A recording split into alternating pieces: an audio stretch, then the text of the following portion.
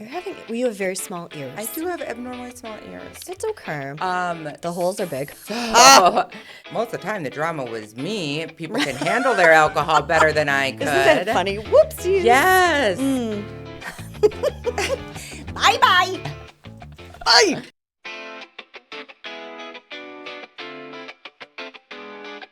Hello, and welcome to Pissy But Pretty, a show about hindsight, hope, tangents, and cuss words. We are your hosts, party tricks turned semi-responsible women. I am Heather Karen. And I'm Emily Bagan.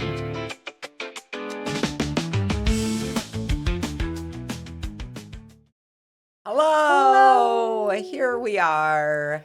What episode are we on? I forget. I don't know. I don't know either. 6? 7. They told us in our ear 7. Thank you for keeping track for us, right, guys? Isn't that our lucky number? Doesn't everybody love the number 7? No, mine is 13. I forgot to take a gum out of my mouth. Sorry. Before Taylor Swift made it. What the fuck did you just say? Ew, we started with a Taylor Swift? Whatever. Okay. Here we are. Pissy, Episode 7. but pretty. Undiagnosed and ready to cause a ruckus. I am apologizing. I am so tired today. I have my large coffee, and I will be consuming it because I It's massive. cannot be held responsible what comes out of my mouth today. I don't even know what's happening. I actually like that better. This is because we do this in the AM, and I am not a morning person. I know you are, but I am not. But I just am not a sleeper. That's what makes it more I difficult. love I think I'm going through the changes at this point in my life. Puberty. Yeah, it's happening. Puberty. Yep, it's happening. Your balls are finally dropping. It's about time. My voice Congratulations. has already gotten low, so I mean, it's about time. Bet your testicles would be beautiful. Well, Thank you. you're welcome. Today, we are talking about rock bottom. Yes.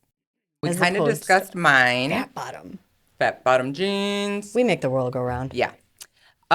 So we talked about mine last time. Mm-hmm. So Sitting on the corner by yourself, alone in the cold, freezing and starving. and nobody would give me change. I had a bowl and everything. Oh my gosh. Yeah. So yeah, let's talk about what made you finally decide what made you decide to put the drugs up? Did we ever talk about that? That, I don't think we did. I went from the rebound, AKA the cousin, who was, big into the drugs. He was the person that introduced me, the person I did it with, codependent. And then we were sort of breaking up, going in different directions. It was devastating. I didn't know what I wanted to do with my life. And I met the firefighter who didn't ever do drugs. But you were still sneaking away. I was sneaking away. Yep. And every time I would do it, I would get sicker and sicker and sicker, puking, gross. It's just, drugs aren't cute. It's not cute. So the last time I did anything, I didn't know it was going to be the last time, which was probably good. It was because I was heading to my rock bottom, and I knew something had to change. I knew I was lost. I was foggy. And I think the big pivotal moment was my child. He was turning 5, and I started therapy. I went This is for the alcohol, not the drugs. For alcohol. Yeah. So I started therapy because I'm like, I need antidepressants. I have no interest in my son.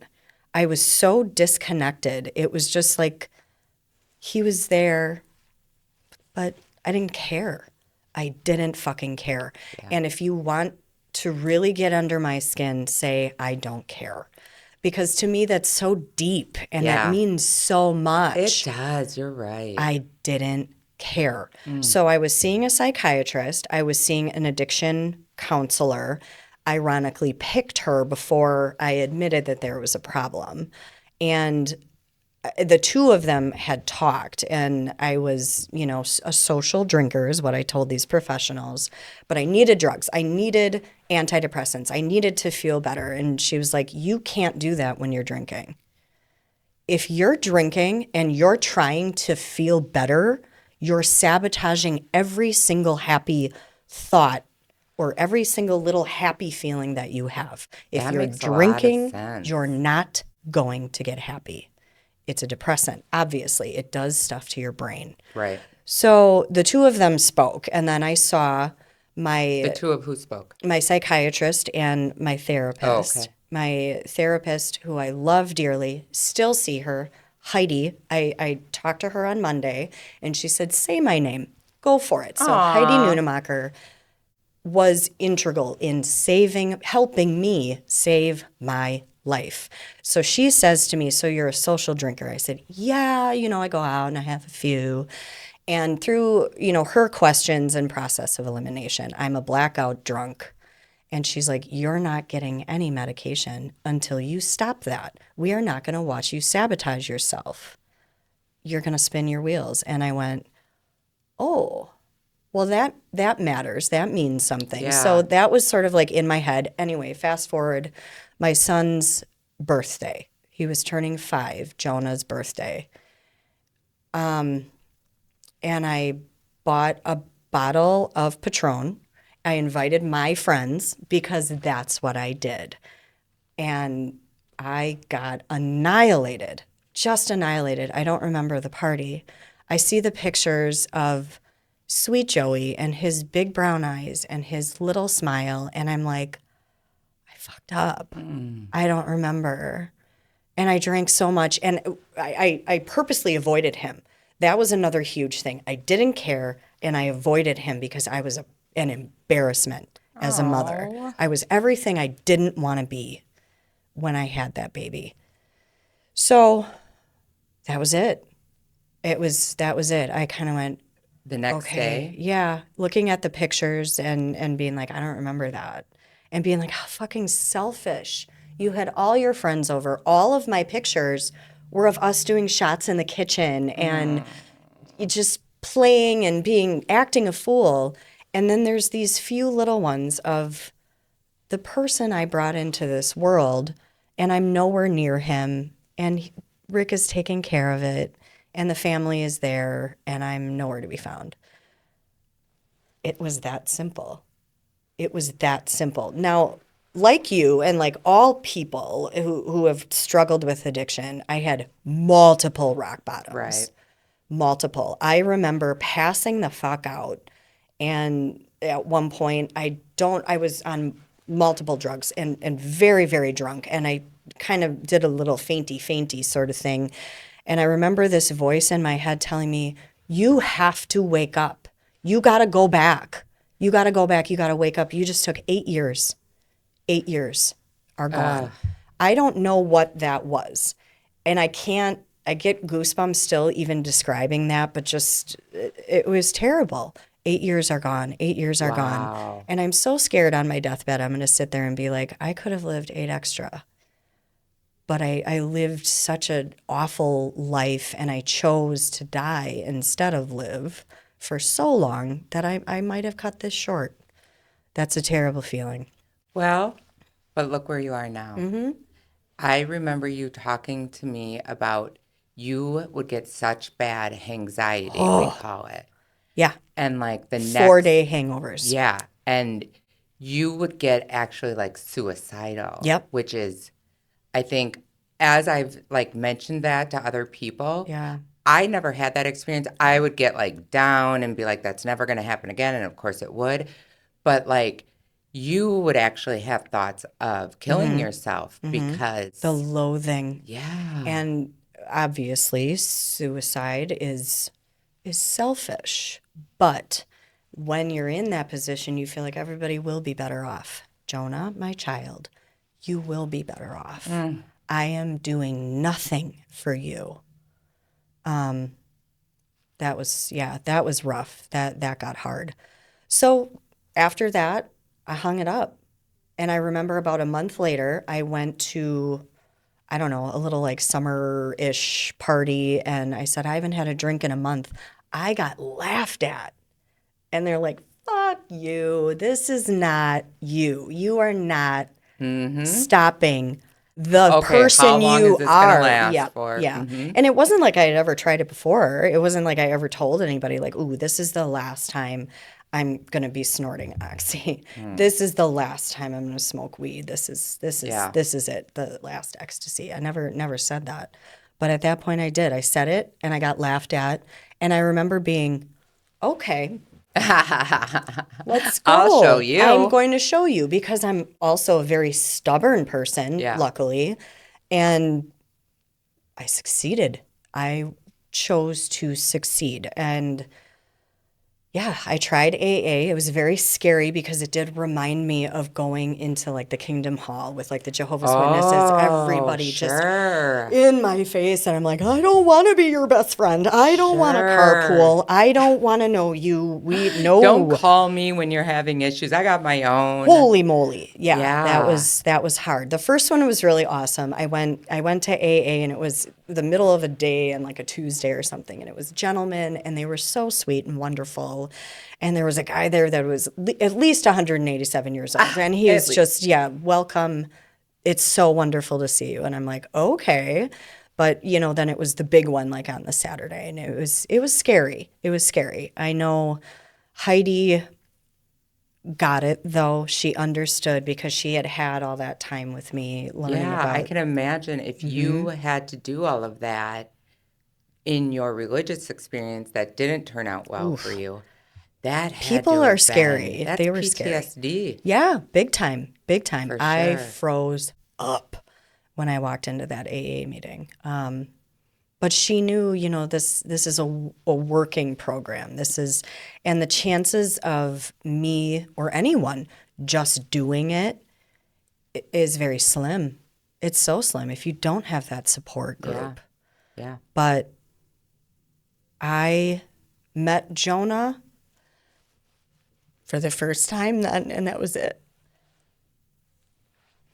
How do you go back? How would I go back to that and look at my child and my children now and just be like, meh, I'm just going to throw that all away. Yeah. And I will never forget the feeling of the hangovers in my Right. just heart and soul and really wanting to go and like, God, why did I wake up again? How is that possible? I thought I was killing myself and here I am again, day after day Oh after my day after gosh. day. It was horrible.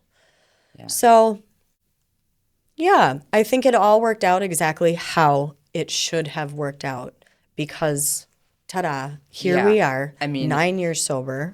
like, it's not saying what you went through was like horrible and like everything you went through with why you were coping with all of Yeah. that was horrible. And then the guilt. So then you would continue drinking. Sorry, I lost my earpiece. Oh, I told you I was having issues with you're it. having, well, you have very small ears. I do have abnormally small ears. It's okay. Um, The holes are big. so then just for you to recognize all of that, Yeah. but it made you, you're a fabulous mother. You're so present with Oof. your kids. You are there. You know, you do a lot with them, but you are really good at what you'll sit them down if you know that they're upset. Oh, yeah. Like your kids are totally different. You've got Jonah who like never threw a temper tantrum. Never. But Never. you could tell when he would start getting upset. And I Yeah. remember you,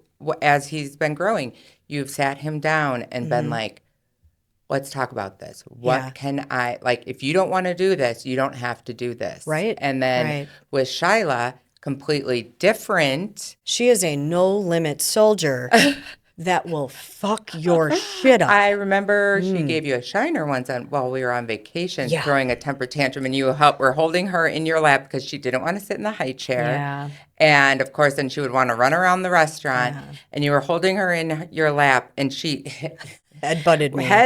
threw her head back, and you just calmly put her on Rick's lap, and you just went down like this.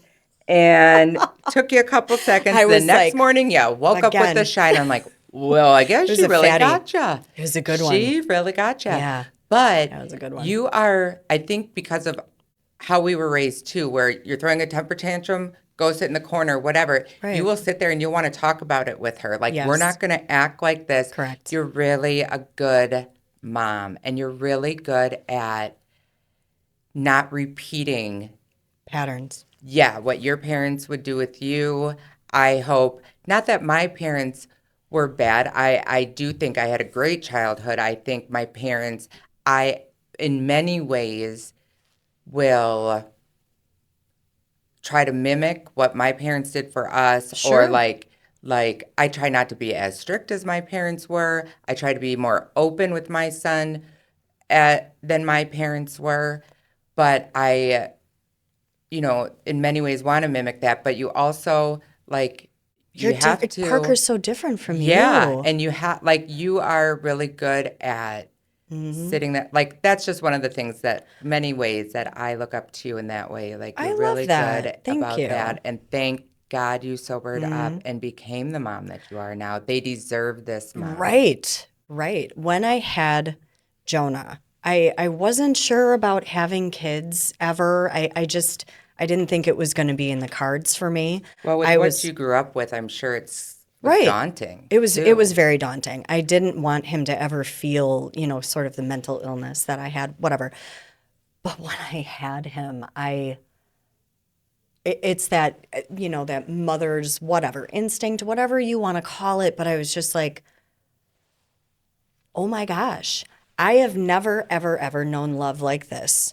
And that's huge. I thought at that point I've been in love and it's been desperate and gnarly and awful and Yeah. amazing and brutal. I met him and it was calm and it was beautiful and he was wonderful and happy. And you had that unconditional love. And I was like, you are my heart and soul.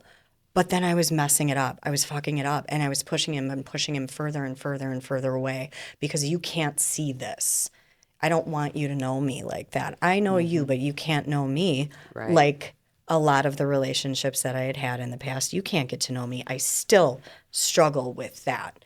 But to your point, I want to be a far better mom than I was ever, ever, ever shown. It ran in the family until it ran into me. And I'm changing that. Good for I am you. completely different from where I came from. And I Yeah. think that's awesome. I think that's something to be proud of. Well, you And either I want to be love just like your them. parents or nothing like your parents, too.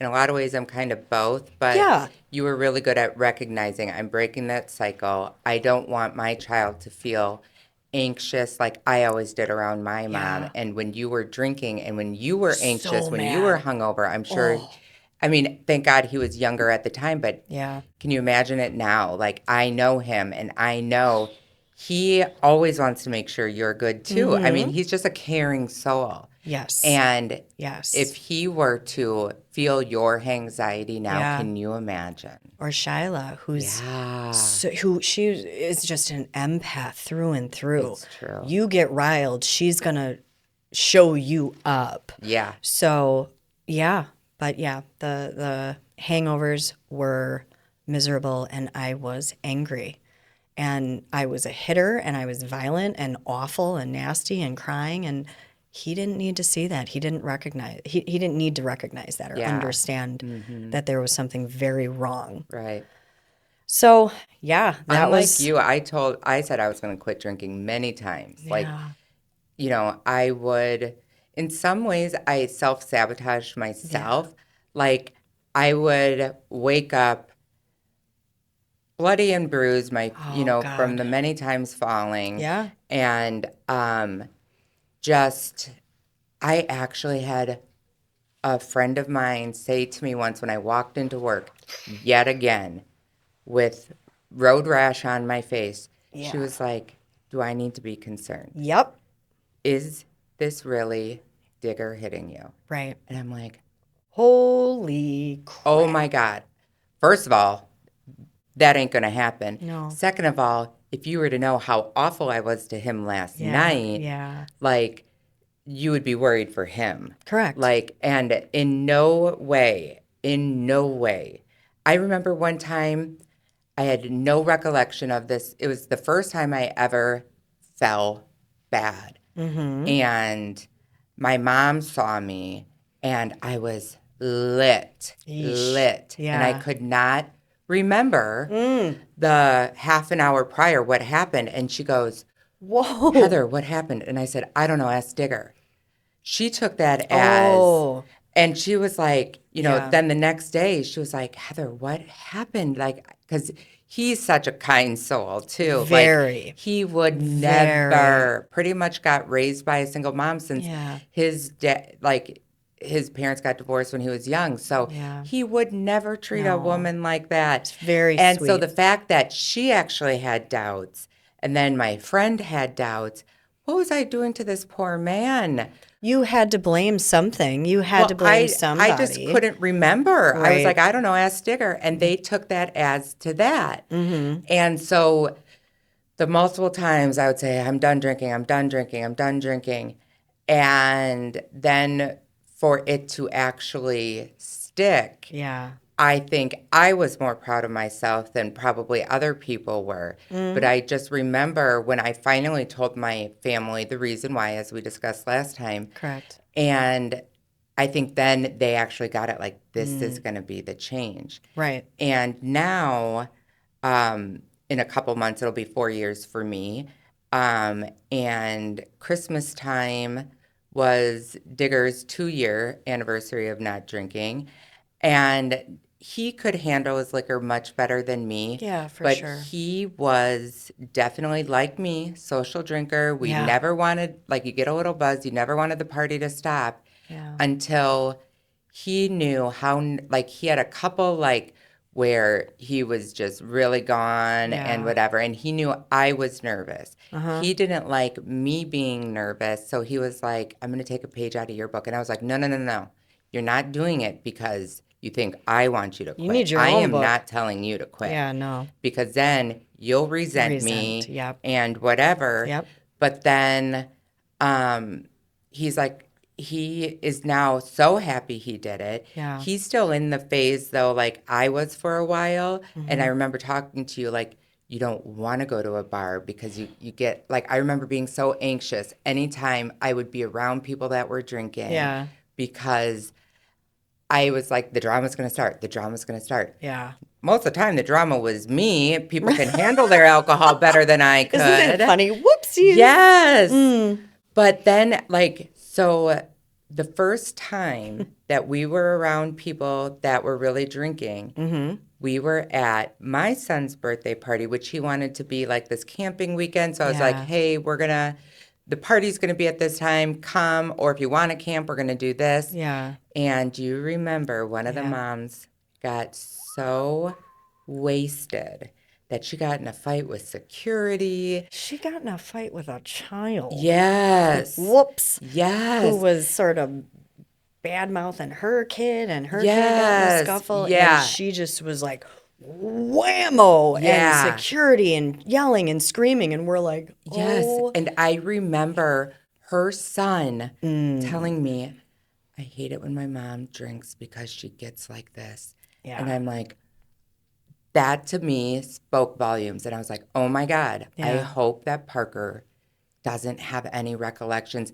because we used to love to camp. I have now realized, I don't want to camp if I'm not drinking. It's just dirty and hot. We liked the party. Yeah. Yes. You can drink at 7 a.m. when you're camping. Right. That's what they do. And it doesn't matter. No, You're not judged for that. But so, like, I remember being like, the things my poor child has seen. And I have recently asked him, I got up the courage. I had been so scared to ask him. We were talking, my nephew had turned 21, and Parker said, oh, he can drink now. Yeah. And I said, yeah, he can. I said, do you think you'll drink when you're 21? He's like, oh, no.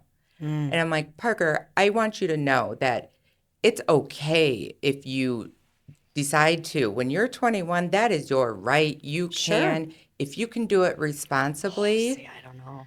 If you can do it responsibly. There's a right and a wrong And now way. there's Ubers and all of that now. If you can do it responsibly, go right ahead. Yeah. However, just know that because Dad and I had an issue with it, that means that you have to be really careful when you do it, and know in the back of your mind, my parents had issues because that is hereditary. Correct. That addiction, it could be any little thing, gambling, food, whatever. And Digger and I both had food addiction and really alcohol addiction. Yeah. So that is, you just have to keep that in the back of your mind. And if you feel you can do it responsibly, have at it. It is your right. But do know that if I think that there's ever a problem, I'm going to say something to you. Correct. And there have been times where I have brought it up.